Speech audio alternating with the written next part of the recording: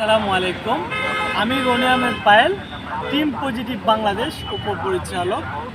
আমি আজকে অবস্থান করছি বাংলাদেশের সবচেয়ে ব্যস্ততম জায়গা, যেখান থেকে আমরা আমাদের আত্মীয় স্বজনকে বিদায় দিয়ে থাকি যারা প্রবাসে যান।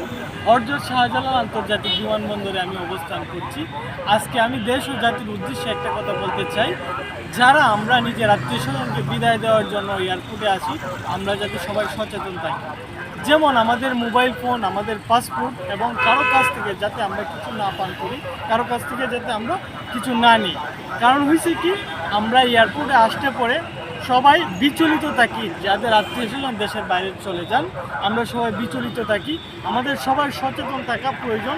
কারণ হচ্ছে আমাদের পাসপোর্ট এবং আমাদের মোবাইল ফোন, আমাদের জরুরি জিনিসপত্র যাতে আমরা নিজের কাছে গুচ্ছিত রাখি এবং আমরা যাতে সাবধানে থাকি, সচেতন থাকি।